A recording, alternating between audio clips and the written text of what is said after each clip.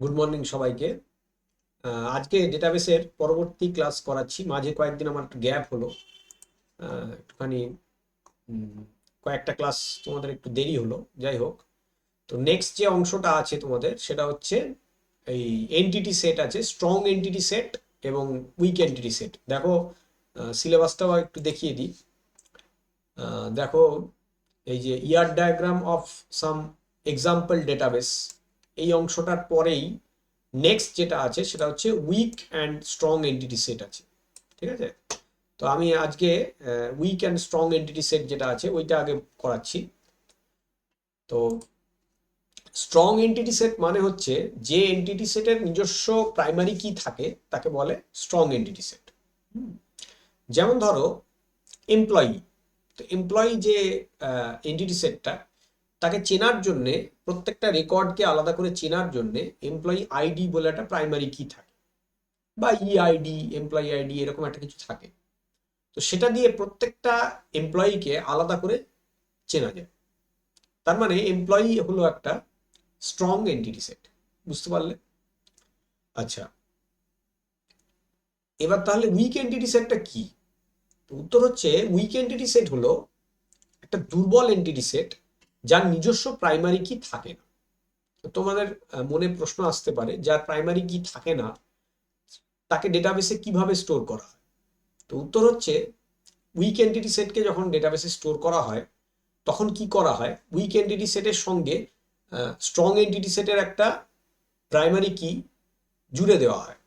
মানে ওইটার একটা রেফারেন্স এখানে অ্যাড করা হয় যেটা দিয়ে উইক এন্টিটি সেটকে চেনা হবে। যেমন ধরো, আমি উদাহরণ দিচ্ছি।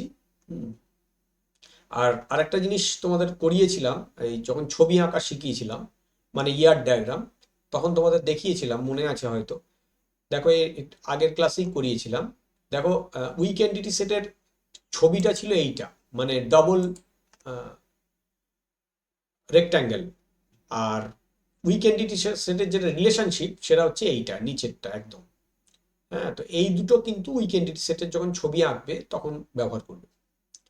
তো এবার আমি উদাহরণটায় চলে যাই যে উইক এন্টিটি সেটের মানে কেমন উদাহরণ হতে পারে। যেমন ধরো, এমপ্লয়ি যেটা বললাম তার সঙ্গে সম্পর্কযুক্ত একটা এন্টিটি সেট হচ্ছে ডিপেন্ডেন্ট। মানে ডিপেন্ডেন্ট মানে হচ্ছে যারা এমপ্লয়ীদের ওপর বা যারা কাজ করছে তাদের উপরে ডিপেন্ড করে থাকেন, বাড়ির লোক, এমপ্লয়ীদের বাড়ির লোক। তো সেক্ষেত্রে যদি আমরা এরকম ভাবি যে ডিপেন্ডেন্ট এমপ্লয় মানে যে এন্টিটি সেটটা রয়েছে সেখানে নাম আছে, অ্যাড্রেস আছে, আবার ধরো রিলেশনশিপ আছে, কিন্তু সেখানে কোনো আইডি নেই, তাহলে বিভিন্ন এমপ্লয়ির যে বাড়ির লোক তাদের নাম সেম হতে পারে। তার মানে তখন আমরা কি করব, উইক এন্টিটি সেটের বিভিন্ন এন্টিটি গুলোকে আলাদা করে চিনতে পারবো না। তখন আমাদের কি করতে হবে, তখন ওই উইক এন্টিটি সেটের যে নামটা সেটাকে আইডেন্টিফাই করতে হবে তার সঙ্গে রিলেটেড যে এমপ্লয়ি আছে তার আইডি দিয়ে। তো সেই জন্যে এটাকে বলা হয় উইক এন্টিটি সেট। কারণ কি না, এটা স্ট্রং এন্টিটি সেট এমপ্লয়ি, তার আইডি বলে যে প্রাইমারি কিটা আছে সেটার সাহায্য নিয়ে আইডেন্টিফাইড হবে। বুঝতে পারছো ব্যাপারটা? এই জন্য এটাকে বলা হয় উইক এন্টিটি সেট।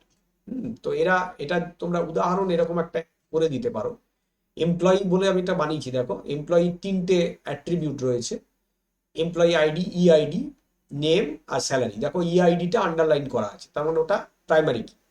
আবার ডিপেন্ডেন্ট বলে একটা বানিয়েছি, ডিপেন্ডেন্টের দেখো নেম আছে, অ্যাড্রেস আছে, রিলেশনশিপ আছে, কিন্তু এখানে কোনো প্রাইমারি কি নেই।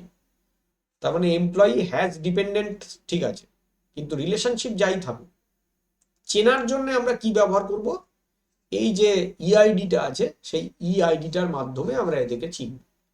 ঠিক আছে, তো এই হচ্ছে আমাদের স্ট্রং আর উইক এন্টিটি সেট। ঠিক আছে, তো আজকে একটু ছোটই করলাম। পরের ক্লাসে নেক্সট যে অংশটা আছে করাবো, যেমন স্পেশালাইজেশন আর জেনারেলাইজেশন আছে, তো পরবর্তী ক্লাসে ওইটা করাবো। ক্লাসগুলো ফলো করো, ভালো লাগবে। আমি পরপর আবার কয়েকটা ক্লাস দেবো, চিন্তা করো না। সিলেবাস আমরা ঠিক টাইমের মধ্যেই কমপ্লিট করব। থ্যাংক ইউ সকলকে, আজকে এইটুকুই রাখলাম।